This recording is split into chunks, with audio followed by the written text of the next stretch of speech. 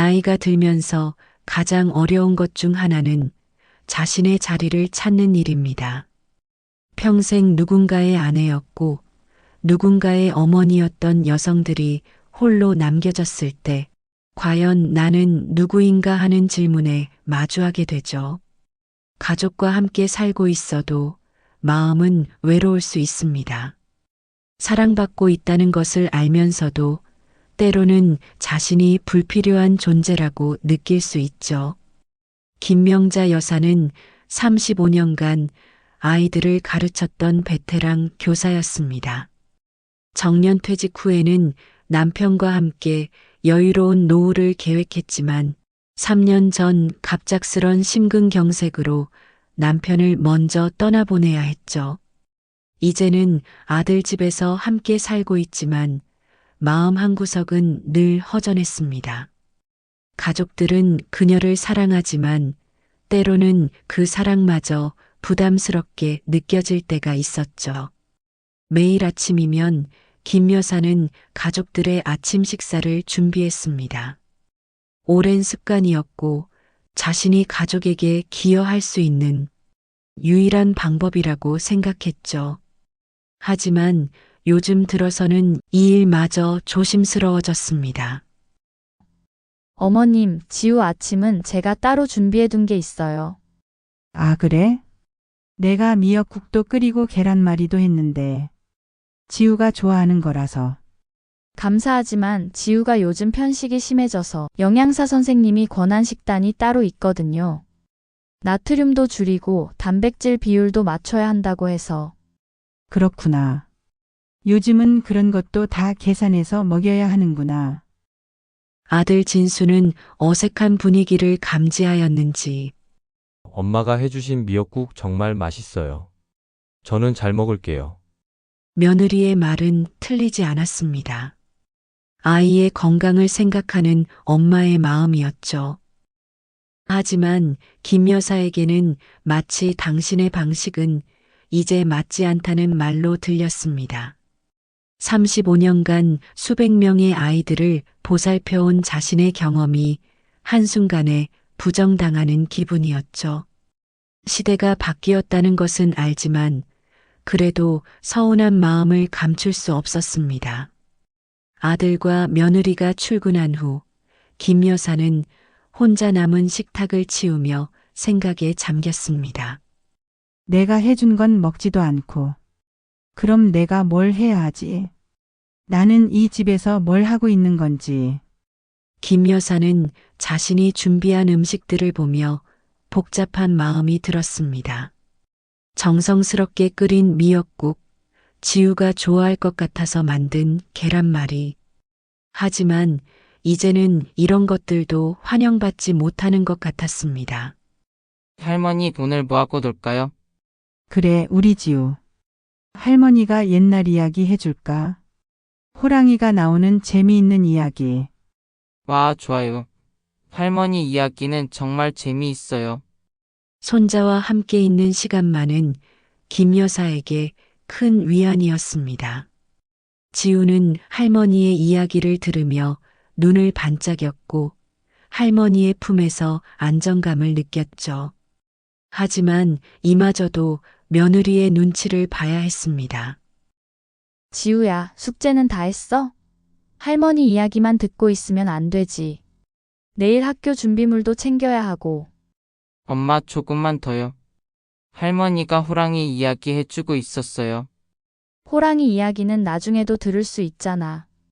지금은 숙제 시간이야. 김 여사는 점점 자신이 이 집에서 불필요한 존재가 되어가는 것 같다는 생각이 들었습니다. 손자와의 소중한 시간조차 방해가 되는 것처럼 느껴졌죠. 가족을 위한다는 명목하에 자신의 존재감은 점점 희미해져 갔습니다. 일상생활 곳곳에서 김 여사와 며느리 사이에는 작은 마찰들이 생겨났습니다. 서로를 배려하려는 마음은 있었지만 생활 방식의 차이는 쉽게 좁혀지지 않았죠. 수진아, 내가 빨래를 좀 개켜둘게. 아, 어머님 괜찮아요. 제가 할게요. 어머님은 좀 쉬세요. 괜찮아, 뭘 그런 걸.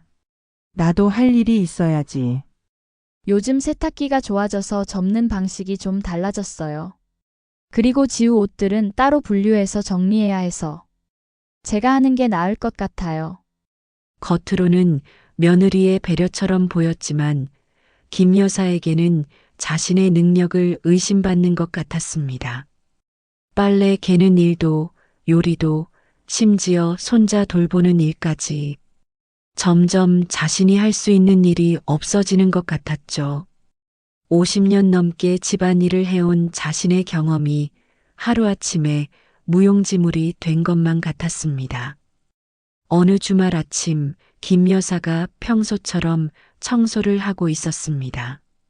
어머님, 그 청소기는 너무 오래된 거예요. 이거 쓰세요.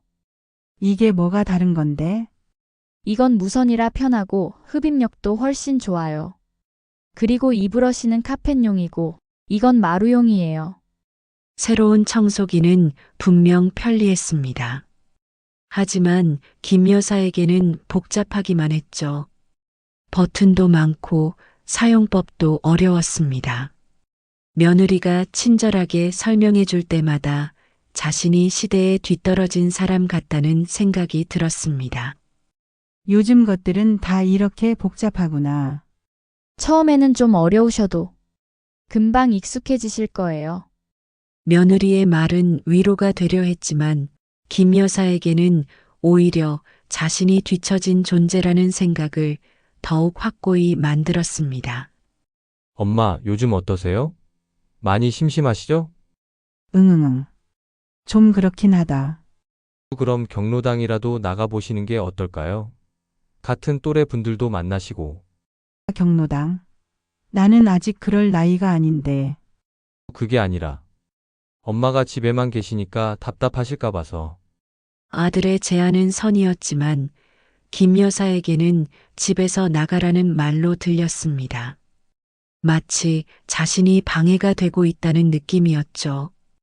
68세라는 나이가 갑자기 무겁게 느껴졌습니다. 그날 밤 김 여사는 잠자리에 들기 전 남편의 사진을 오래 바라보았습니다. 여보. 당신이 있을 때는 이런 기분이 아니었는데. 나는 이제 정말 쓸모없는 사람이 된 것 같아. 남편이 살아있을 때는 김 여사도 이 집의 당당한 구성원이었습니다. 남편과 함께 아들 부부를 돌보고 손자를 기르며 가족의 중심 역할을 했죠. 하지만 이제는 모든 것이 달라졌습니다. 시간이 지날수록 김 여사와 며느리 사이의 갈등은 더욱 깊어졌습니다. 서로를 배려하려 하지만 작은 일들이 쌓이면서 보이지 않는 벽이 생겨났죠. 두 사람 모두 상처받고 있었지만 서로의 마음을 이해하기는 어려웠습니다. 김치찌개를 끓이는 방식에서도 의견 차이가 생겼습니다. 김치는 좀 더 익어야 맛이 깊어져. 이렇게 새 것으로 끓이면 요즘은 덜 익은 김치로 끓이는 게 더 건강에 좋다고 해요. 나트륨도 적고 유산균도 살아있고 그래도 맛은 익은 김치가. 맛도 중요하지만 건강이 더 중요하잖아요. 특히 지우는 아직 어리니까. 며느리의 말이 틀린 것은 아니었습니다. 하지만 김 여사가 50년 넘게 해온 방식이 하루아침에 잘못된 것이 될 수는 없었죠. 매 끼니마다 이런 작은 갈등들이 반복되었습니다. 나물 무침도 내가 해둘까? 어머님, 요즘은 나물도 유기농으로 사서 먹어요. 그리고 조미료도 천연 조미료로. 천연 조미료. 네, 화학 조미료는 몸에 안 좋다고 해서. 조금 비싸긴 하지만 건강을 생각하면.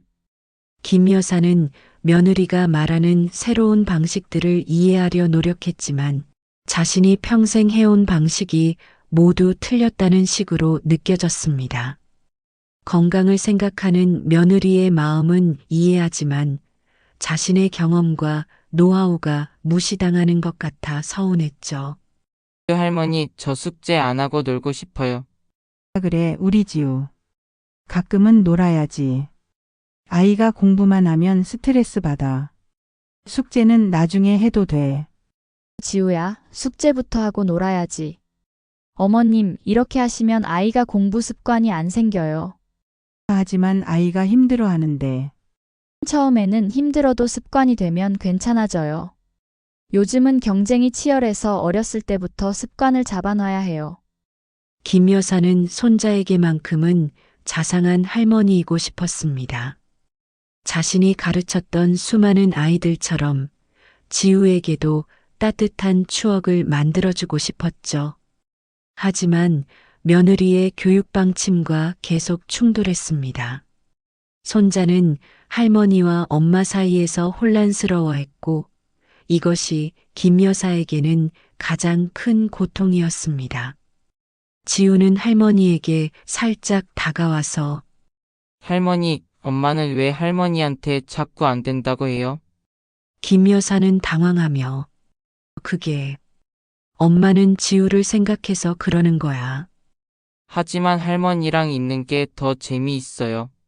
손자의 순수한 말에 김 여사의 마음은 더욱 복잡해졌습니다. 손자의 사랑은 고맙지만 며느리와의 관계를 생각하면 부담스럽기도 했죠. 집안일을 두고도 은근한 신경전이 벌어졌습니다. 화장실 청소는 내가 할게. 수진 어머님, 제가 할게요. 청소용품도 새로 바뀌었고, 내가 해도 깨끗하게 잘해. 평생 집안일 한 게 하루 이틀이야. 수진 그게 아니라, 요즘은 세균 제거하는 방법이 달라서, 사소한 집안일 하나하나가 갈등의 씨앗이 되었습니다. 김 여사는 자신이 할 수 있는 일을 찾으려 했지만 며느리는 자신만의 방식으로 완벽하게 관리하고 싶어 했죠.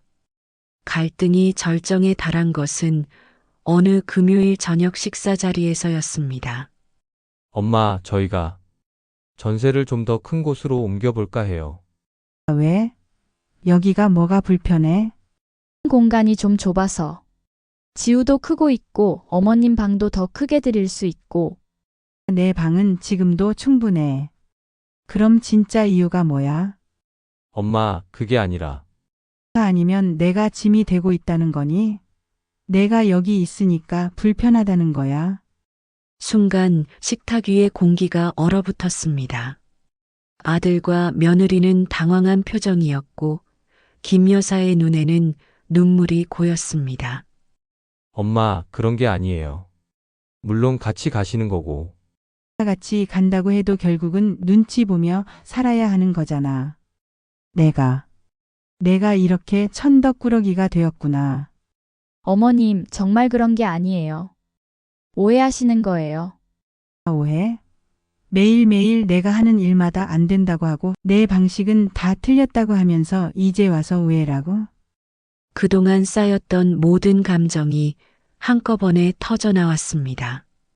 김 여사는 자리에서 일어나 방으로 들어가며 문을 닫았고 거실에는 무거운 침묵만이 남았습니다. 그날 밤 세 사람 모두 잠을 이루지 못했습니다. 김 여사는 방에서 혼자 내가 정말 짐이 되고 있는 걸까? 차라리 혼자 살까? 하지만 혼자서는 외로울 텐데. 진수는 아내에게 우리가 엄마한테 너무 했나? 엄마 마음을 헤아리지 못했나? 나도 모르겠어.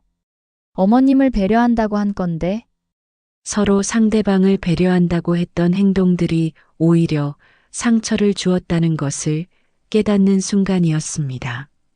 며칠 동안 집안 분위기는 무겁기만 했습니다. 서로 말을 아껴가며 지냈지만 마음의 거리는 더욱 멀어졌죠. 김 여사는 자신이 이 집에 있을 이유를 찾지 못했고 아들과 며느리는 어머니를 어떻게 대해야 할지 몰랐습니다. 그러던 중 김 여사에게 전화 한 통이 걸려왔습니다. 명자야, 너 요즘 어떻게 지내? 그냥 그렇게 지내지. 목소리가 왜 이래? 무슨 일 있어? 평소 같지 않네. 별일 없어. 그냥 좀 피곤해서. 거짓말.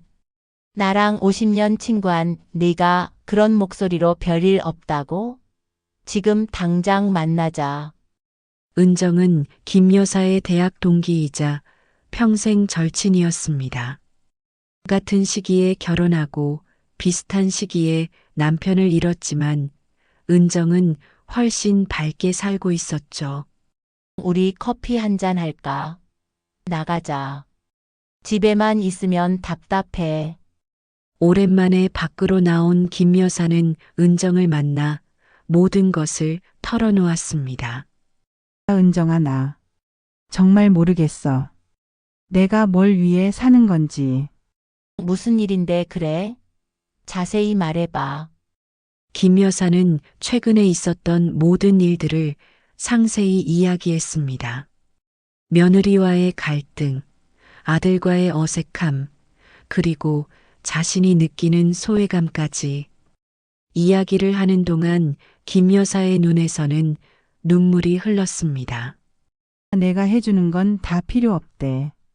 내 방식은 다 틀렸고 시대에 뒤떨어졌다는 식이야. 그럼 난 이제 뭘 해야 하는 거야?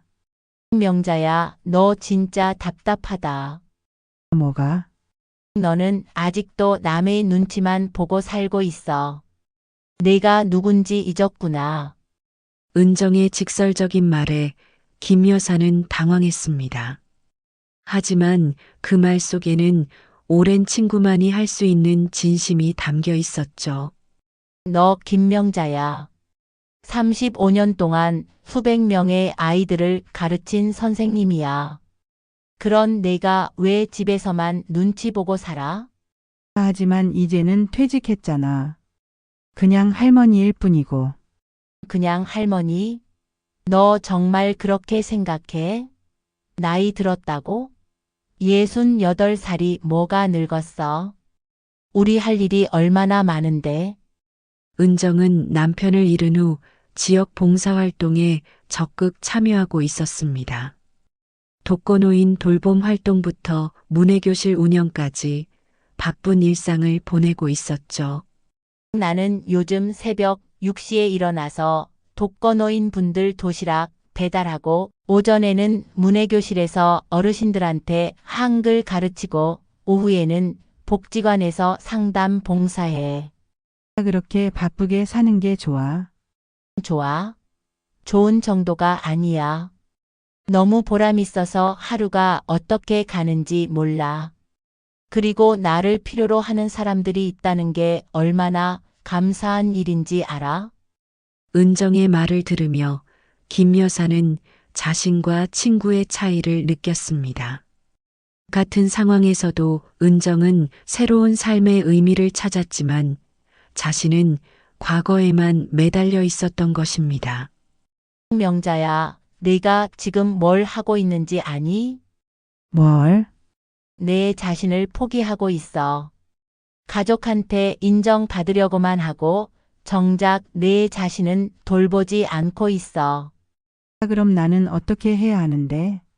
가족도 중요하지만 네가 행복해야 가족도 행복해져. 내가 위축되고 불안해하면 그 기운이 온 집안에 퍼지는 거야. 은정의 말은 김 여사에게 큰 충격이었습니다. 자신도 모르게 가족의 인정을 받기 위해 자신을 희생하고 있었던 것은 아닐까 하는 생각이 들었죠. 그리고 며느리도 사실은 힘들 거야. 시어머니 눈치 보면서 살기가 쉽겠어? 너희 둘 다 서로를 배려한다고 하면서 사실은 서로 부담 주고 있는 거야. 그런가? 그럼 내가 자신감 있게 살면 며느리도 편해질 거야. 지금처럼 우울하고 의존적으로 살면 며느리는 계속 부담스러워할 수밖에 없어. 은정의 말에 김 여사는 새로운 관점을 갖게 되었습니다.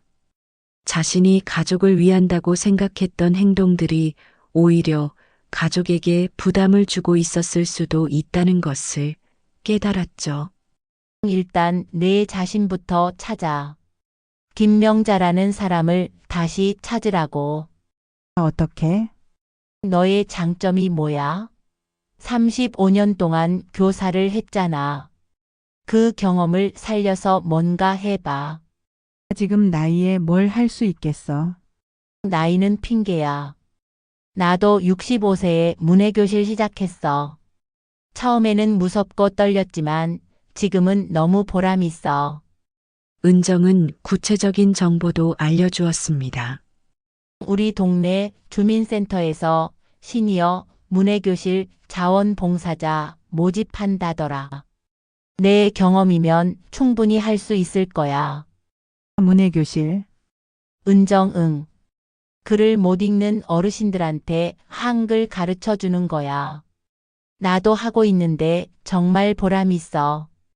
그 순간 김 여사의 가슴이 조금씩 뛰기 시작했습니다. 오랜만에 선생님이라는 역할을 할 수 있다는 생각에 설렘을 느꼈죠. 은정과 헤어진 후 집으로 돌아가는 길에 김 여사의 마음은 복잡했습니다. 친구의 말이 계속 머릿속을 맴돌았죠. 그래. 나는 김명자야. 단순히 누군가의 어머니, 누군가의 시어머니가 아니라 나 자신이야. 그 순간 김 여사는 남편이 세상을 떠나기 전 마지막으로 했던 말을 떠올렸습니다. 여보, 나 없어도 당신은 당신만의 인생을 살아야 해. 무슨 소리예요? 우리 함께 살 날이 많은데. 약속해. 나 때문에 위축되지 말고 당당하게 당신이 하고 싶은 일을 하며 살라고. 당신이 없으면 난 어떻게 살아요? 당신은 충분히 강한 사람이야. 많은 아이들을 가르쳤잖아. 그 경험을 살려서. 그때는 이해하지 못했던 남편의 마지막 당부가 이제야 와닿았습니다. 남편은 이미 알고 있었던 것일까요? 자신이 떠난 후 김 여사가 가족들 눈치만 보며 살게 될 것을. 그날 밤 집에 돌아온 김 여사는 오랫동안 거울 앞에 서 있었습니다. 김 여사는 거울에 비치고 있는 자신을 보면서 그래. 나는 김명자야. 35년 동안 아이들을 가르친 선생님이었어. 그런 내가 왜 이렇게 위축되어 살고 있었을까? 거울 속의 자신을 보며 김 여사는 변화에 대한 강한 의지를 느꼈습니다. 더 이상 가족의 인정만 바라며 살지 않겠다고, 자신만의 삶을 찾아가겠다고 다짐했죠. 다음 날 아침 김 여사는 특별한 결심을 했습니다. 더 이상 가족의 눈치만 보며 살지 않기로 한 것이죠. 아침 식사를 준비하면서도 예전처럼 조심스럽지 않았습니다. 김 여사는 아들 내외가 출근한 후 주민센터로 향했습니다. 오랜만에 집 밖으로 나서는 발걸음이 가벼웠죠. 어르신, 어떤 프로그램에 관심이 있으세요? 문해교실 자원봉사를 하고 싶은데요. 아, 정말요? 자원봉사 경험이 있으시나요? 초등학교 교사를 35년 했습니다. 주민센터 직원의 표정이 밝아졌습니다. 오, 그럼 정말 좋겠네요. 교육 경험이 있으신 분을 찾고 있었거든요. 시니어 문해교실은 특별한 노하우가 필요해서. 순간 김 여사의 가슴이 뛰었습니다. 오랜만에 자신의 경험이 필요하다는 말을 들었기 때문입니다. 현재 70대, 80대 어르신들 15분 정도가 참여하고 계세요. 대부분 어렸을 때 교육 기회를 놓치신 분들이라 기초부터 가르쳐야 해요. 어떤 수준이신가요? 자기 이름도 못 쓰시는 분부터 간단한 글은 읽을 수 있는 분까지 다양해요. 개별 맞춤 교육이 필요한 상황이에요. 김 여사는 이미 머릿속으로 교육 계획을 세우기 시작했습니다. 35년간의 교육 경험이 되살아나고 있었죠. 김 여사는 집에 돌아와 예전에 사용하던 교재들을 찾아냈습니다. 오랫동안 서랍 속에 잠들어 있던 교구들과 교사용 지도서들. 김 여사는 교재를 정리하며 이런 것들이 아직도 쓸모가 있구나. 책장 깊숙이 보관되어 있던 아이들이 써준 편지들과 감사 카드들을 하나하나 꺼내며 읽어보았습니다. 선생님 덕분에 글자를 알게 되었어요. 선생님이 계셔서 학교 가는 게 즐거워요. 선생님은 우리들의 영웅이에요. 아이들이 써준 편지 하나하나에는 진심이 담겨 있었습니다. 김 여사는 편지를 읽으면서 눈물을 흘립니다. 그래. 나는 이런 일을 할 수 있는 사람이었어. 35년간의 교직 생활 동안 김 여사는 수많은 아이들을 가르쳤습니다. 읽지 못하던 아이가 책을 읽게 되고 내성적이던 아이가 자신감을 갖게 되는 모습을 지켜보며 보람을 느꼈던 그 시간들. 그 모든 경험이 지금 다시 필요한 순간이 왔습니다. 김 여사는 밤늦도록 수업 계획을 세웠습니다.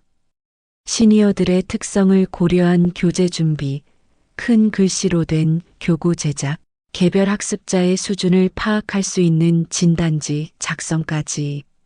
70세, 80세 어르신들이니까. 글씨는 더 크게, 내용은 더 천천히, 그리고 실생활에 필요한 것들 위주로. 마치 신입교사 시절로 돌아간 것처럼 열정적으로 준비했습니다. 오랫동안 잊고 있었던 교육자로서의 열정이 다시 타오르고 있었죠. 그 모습을 본 며느리는 조금 놀란 표정이었습니다. 평소 우울해하시던 시어머니의 모습과는 너무나 다른 모습이었거든요. 어머님, 뭘 하고 계세요? 아, 나 주민센터에서 문해교실 자원봉사를 하기로 했어. 정말요? 좋은 일이네요. 어머님께 정말 잘 맞는 일 같아요. 며느리의 반응은 생각보다 훨씬 긍정적이었습니다. 어쩌면 며느리도 김 여사가 집 밖에서 활동하면서 자신만의 생활을 찾기를 바라고 있었는지도 모르겠습니다. 그런데 어머님, 교재 준비하시는 거예요? 정말 전문적이시네요. 35년 하던 일이니까. 몸에 배어 있지. 역시 어머님은 달라요. 정말 존경스러워요. 며느리의 진심 어린 칭찬을 듣는 순간 김 여사의 가슴이 뭉클했습니다. 오랫동안 잊고 있었던 성취감과 자부심이 다시 살아나는 기분이었죠. 진수는 퇴근 후 집에 들어오면서 엄마, 문해교실 자원봉사 하신다고 들었어요. 응, 그래. 괜찮지? 괜찮다니요. 정말 좋은 일이에요. 엄마가 하시는 일 중에 가장 의미 있는 일 같아요. 아들의 지지를 받은 김 여사는 더욱 확신을 갖게 되었습니다. 첫 수업날 김 여사는 새벽부터 일어나 준비했습니다. 오랜만에 설레는 마음으로 옷을 골라 입고 정성스럽게 준비한 교재들을 가방에 챙겼죠. 김 여사는 거울을 보며 다짐해 봅니다. 김명자, 다시 시작이야. 할 수 있어. 주민센터에 도착했을 때 문해교실에는 이미 70대, 80대 어르신들이 모여 있었습니다. 모두들 어색하고 긴장된 표정이었지만 배우고 싶다는 간절한 마음이 눈빛에서 느껴졌습니다. 안녕하세요, 여러분. 저는 김명자 선생님입니다. 앞으로 함께 공부하게 될 거예요. 다시 선생님이라 불리는 순간 김 여사의 마음에 오랫동안 잠들어 있던 뜨거운 감정이 되살아났습니다. 선생님, 저는 이름도 제대로 못 써서 은행에 갈 때마다 부끄러워요. 괜찮으세요. 천천히 배우시면 됩니다. 저희가 함께 해보죠. 선생님, 저는 손이 떨려서 글씨 쓰기가 힘들어요. 김 여사 걱정 마세요. 각자 상황에 맞게 천천히 해보면 돼요. 중요한 건 포기하지 않는 거예요. 김 여사는 각 수강생의 상황과 수준을 파악한 후 개별적으로 맞춤 지도를 시작했습니다. 35년간의 교육 경험이 빛을 발하는 순간이었죠. 박할머니 이렇게 천천히 써보세요. 급할 것 없어요. 선생님, 이렇게요? 네, 정말 잘하셨어요. 벌써 많이 늘었어요. 김 여사는 각자의 속도에 맞춰 인내심 있게 가르쳤습니다.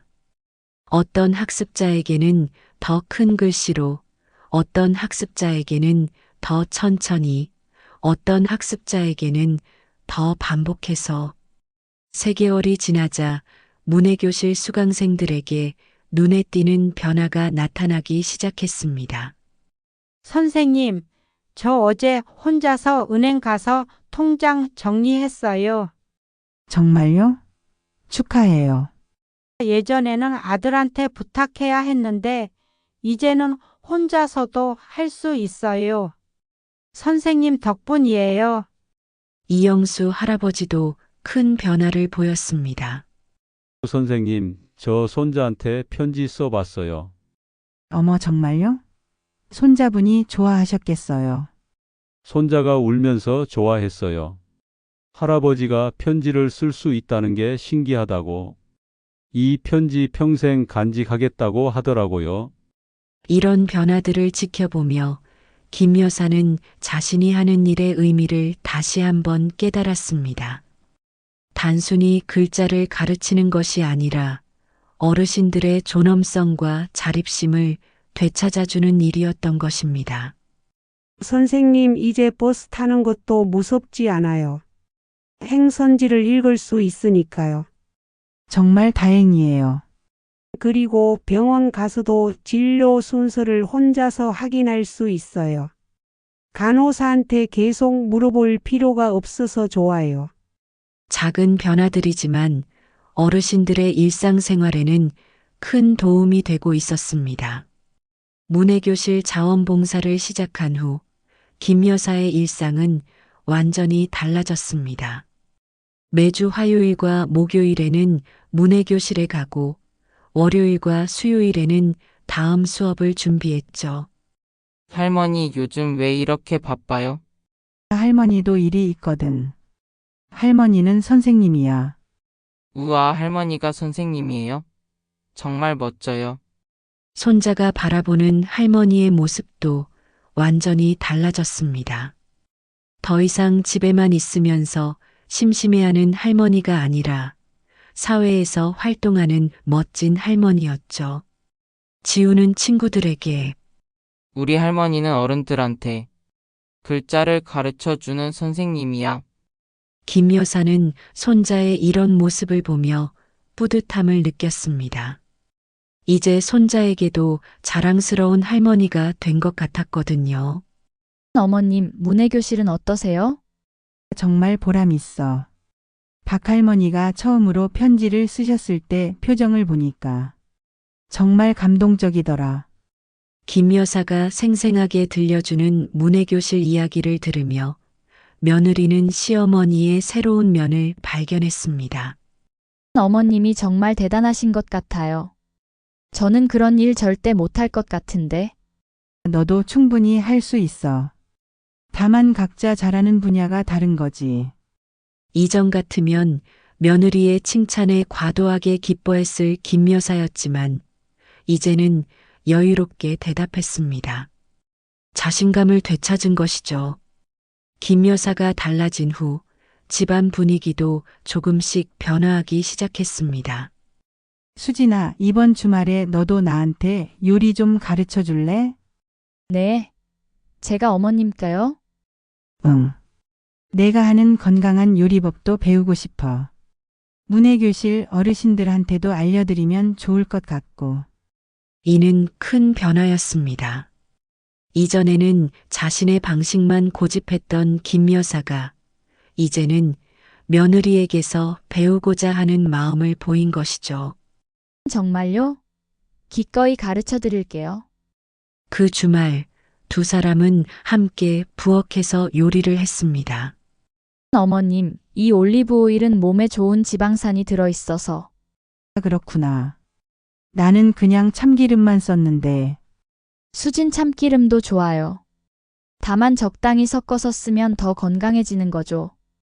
며느리가 알려주는 건강한 조리법과 김 여사의 오랜 경험이 만나면서 새로운 요리가 탄생했죠. 어머님, 사실 제가 그동안 너무 예민했던 것 같아요. 뭘? 어머님이 해주시는 것들이 부담스럽기보다는 제가 못하는 게 부끄러웠던 것 같아요. 며느리의 솔직한 고백에 김 여사도 마음을 열었습니다. 나도 마찬가지야. 너희한테 인정받고 싶어서. 너무 간섭하려 했나 봐. 그리고 내 방식만 옳다고 생각했던 것 같아. 이제는 서로 다른 걸 인정하고 도와가면서 살아요. 그 순간 두 사람 사이에 있던 보이지 않는 벽이 무너졌습니다. 서로 다름을 인정하고 존중하기 시작한 것이죠. 엄마, 요즘 정말 달라 보이세요. 뭐가? 더 밝아지셨어요. 그리고 더 당당해지신 것 같고. 그래? 나도 그런 기분이야. 진수 문해교실 일이 그렇게 좋으세요? 응. 다시 내가 누군지 알게 된 것 같아. 그리고 나를 필요로 하는 사람들이 있다는 것도. 아들은 어머니의 변화된 모습을 보며 안심이 되었습니다. 더 이상 집에서만 우울해하시는 모습이 아니었으니까요. 6개월 후 김 여사의 문해교실은 지역에서 가장 성공적인 프로그램 중 하나가 되었습니다. 주민센터 직원 김 선생님, 정말 대단하세요. 수강생들이 이렇게 빨리 늘 줄은 몰랐어요. 어르신들이 워낙 열심히 하셔서요. 주민센터 직원 그런데 선생님, 시에서 연락이 왔는데요. 다른 동네 문해교실에서도 선생님께 자문을 요청했어요. 김 여사에게는 더 큰 기회들이 찾아왔습니다. 지역 내 다른 문해교실에서도 김 여사의 교육 방법을 도입하고 싶다는 요청이 들어왔죠. 저를요? 네, 선생님의 교수법이 워낙 효과적이라서 다른 강사들한테도 노하우를 전수해 주셨으면 해서요. 김 여사는 다른 문해교실 강사들을 위한 연수 프로그램을 진행하게 되었습니다. 며칠 후 김 여사는 다른 지역의 강사들에게 시니어를 대상으로 한 교육에서 가장 중요한 것은 존중입니다. 존중이요? 네. 이분들은 평생 배울 기회가 없었던 분들이에요.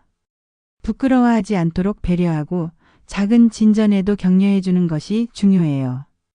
김 여사는 시니어 교육의 특수성, 개별화 교육의 중요성, 학습자의 존엄성을 지키는 방법 등을 다른 강사들과 나누었죠. 선생님, 어르신들이 포기하려고 할 때는 어떻게 하세요? 그럴 때일수록 더 인내심을 갖고 기다려 주세요. 그리고 그분들의 작은 성취를 함께 기뻐해 주세요. 그러면 반드시 해낼 수 있어요. 1년이 지난 후 김 여사에게는 더욱 큰 제안이 들어왔습니다. 김명자 선생님, 시에서 시니어 교육센터를 새로 만들려고 하는데 센터장을 맡아주실 수 있나요? 센터장이요. 저 같은 사람이 선생님만한 분이 없어요. 교육 경험도 풍부하시고 실제 성과도 입증되셨잖아요. 김 여사는 고민했습니다. 더 큰 책임을 져야 하는 일이었지만 동시에 더 많은 시니어들을 도울 수 있는 기회였죠. 김 여사는 가족들에게 어떻게 생각해? 엄마가 하고 싶으시면 하세요. 저희가 응원할게요. 정말 멋진 일이에요. 어머님이면 충분히 하실 수 있어요. 할머니 짱. 할머니가 센터장이 되는 거예요? 가족의 응원을 받은 김 여사는 새로운 도전을 받아들이기로 했습니다. 2년이 지난 지금 김 여사는 시에서 운영하는 시니어 교육센터의 센터장이 되었습니다. 여러 지역의 문해교실을 총괄하며 수백 명의 시니어들을 도우고 있죠. 텔레비전 뉴스에도 방영되었어요. 68세의 새로운 인생을 시작한 김명자 씨는 이제 지역 시니어 교육의 리더가 되었습니다. 김 씨가 운영하는 시니어 교육센터에서는 매년 500명 이상의 시니어들이 문해 교육을 받고 있으며 이 중 80% 이상이 일상생활에서 필요한 읽기, 쓰기 능력을 갖추게 되었습니다.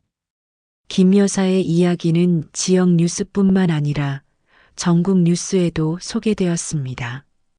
지우는 학교에서 친구들에게 친구들아, 우리 할머니 텔레비전에 또 나왔어. 정말? 너네 할머니 연예인이야? 또 아니야, 할머니는 센터장이야. 할아버지, 할머니들한테 공부 가르쳐주는. 아들 진수는 직장에서 동료들에게 저희 어머니가 이번에 시 교육상을 받으셔서 어머님이 교육 분야에 계시나 보네요. 네, 시니어 교육센터 센터장이세요. 정말 자랑스러워요. 며느리 수진이 역시 회사에서 시어머님이 정말 대단한 분이에요. 저도 나이 들어서 시어머님처럼 살고 싶어요. 이제 김 여사는 가족들의 자랑이 되었습니다. 더 이상 부담스러운 존재가 아니라 존경받는 가족 구성원이 된 것이죠. 김 여사에게는 아직도 하고 싶은 일들이 많았습니다. 김 여사는 동료 직원에게 내년에는 시니어를 위한 창작 글쓰기 교실도 열어보려고 해. 글쓰기 교실요? 어르신들이 자신의 인생 이야기를 글로 남기시면 얼마나 의미 있을까. 그리고 디지털 문해 교육도 시작해볼 생각이야. 김 여사의 아이디어는 끊임없이 샘솟고 있었습니다. 단순히 문해 교육을 넘어서 시니어들의 삶을 더욱 풍요롭게 만들 수 있는 다양한 방법들을 고민하고 있었죠. 최근 김 여사는 디지털 문해 교육까지 시작했습니다. 여러분, 오늘은 태블릿으로 가족들과 영상통화하는 방법을 배워볼까요? 오, 정말요? 그런 것도 할 수 있어요? 물론이죠. 배움에는 나이가 없어요. 70세, 80세라도 새로운 것을 배울 수 있어요. 선생님, 저 손자랑 화상통화 성공했어요. 축하해요. 정말 잘하셨어요. 이런 순간들이 김 여사에게는 가장 큰 보람이었습니다.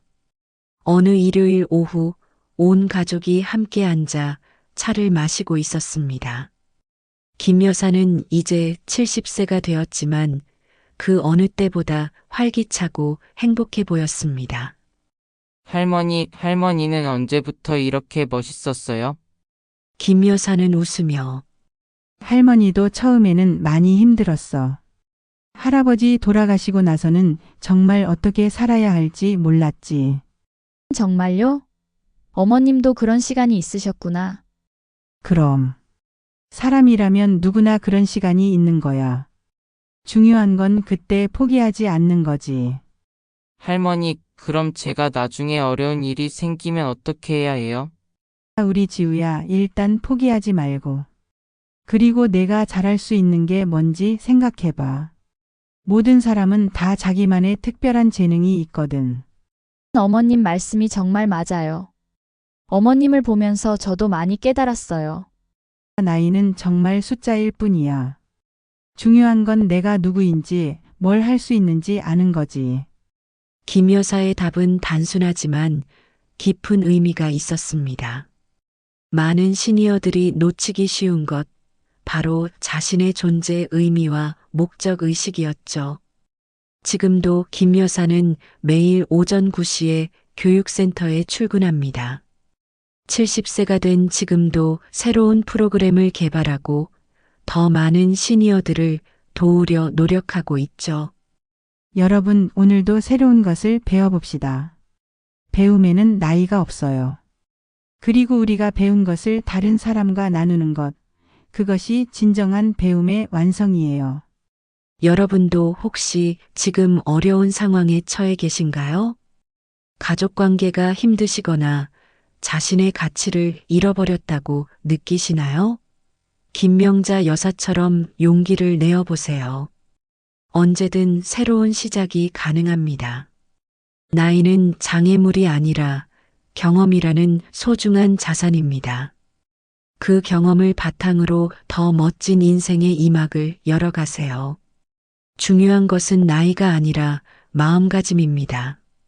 배우고자 하는 마음, 도전하려는 의지, 그리고 다른 사람을 도우려는 따뜻한 마음 말입니다. 김 여사가 그랬던 것처럼 여러분도 충분히 할 수 있습니다. 지금 당장은 어렵고 힘들어 보일지 모르지만 한 걸음씩 나아가다 보면 반드시 길이 보일 것입니다. 그리고 그 길 위에서 여러분을 필요로 하는 사람들을 만나게 될 것입니다. 할머니, 저도 할머니처럼 멋진 어른이 될 수 있을까요? 김 여사는 손자의 머리를 쓰다듬으며 물론이지, 우리 지우. 너가 하고 싶은 일을 찾아서 포기하지 말고 도전하면 돼. 그리고 다른 사람을 도울 줄 아는 사람이 되면 더욱 멋진 어른이 될 거야. 네. 저도 할머니처럼 다른 사람을 도와주고 싶어요. 그래, 그런 마음을 잃지 마. 그러면 너의 인생도 분명 의미 있고 행복할 거야. 김명자 여사의 이야기는 여기서 끝이 아닙니다. 지금도 그녀는 새로운 꿈을 꾸고 새로운 도전을 계획하고 있습니다. 그리고 그 모습을 통해 많은 시니어들에게 희망과 용기를 전해주고 있죠. 여러분의 이야기도 이제 시작입니다. 김 여사처럼 여러분만의 멋진 이야기를 만들어 가세요.